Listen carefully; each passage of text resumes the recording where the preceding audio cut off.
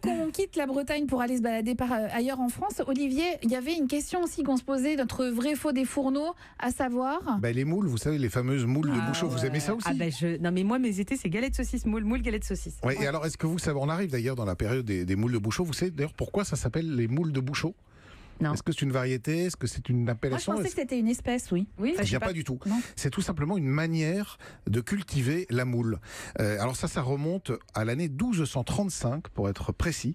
Il y avait un navigateur irlandais qui s'appelait Patrick Walton, qui a échoué son bateau et qui avait besoin de se nourrir. Et il avait planté des grands pieux dans la mer avec des filets autour. Et il voulait avec ça essayer d'attraper des oiseaux. Mais ce qu'il a constaté, c'est que sur ces pieux venaient s'accrocher des moules. Et c'est comme ça qu'il les a récoltés, en fait. Et voilà, exactement.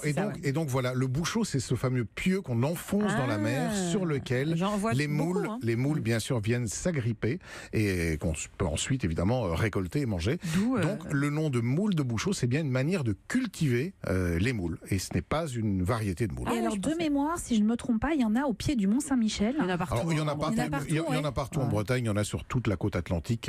C'est vraiment une grande spécificité française que de faire cette moule de Bouchot, qui est une moule qui a un goût extraordinaire. On arrive en saison, là, c'est alors, est-ce que c'est vrai, parce que vous êtes spécialiste des moules, on dit que la période des moules, c'est quoi les mois qui sont c'est les mois novembre, non, c'est pas novembre, décembre, c'est pas un truc sur deux, on met ça sur son doigt et on calcule. C'est plutôt effectivement les mois en R, donc septembre, octobre, novembre, décembre, mais ça commence à partir de fin juillet, le mois d'août, elles sont déjà très bonnes. Donc pour vos vacances là-bas, elles seront parfaites. Écoutez, moi j'ai à côté de chez moi, on fait des moules au Café Square, je peux même vous dire, des moules au chorizo. Ça c'est la très grande Bretagne, ça. Oui, non mais d'accord, mais ce mélange il est dingue, les moules au chorizo. Ouais, parce que le chorizo avec le poisson, d'une façon générale, ça se marie très bien.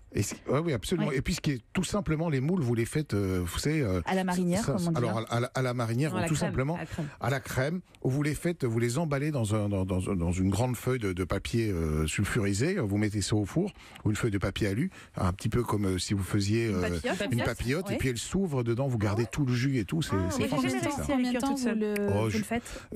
Ça va très vite, une dizaine de minutes dans un four chaud. Dès qu'elle s'ouvre, en fait, on y va. Ah, c'est une très bonne idée. Merci beaucoup, Olivier.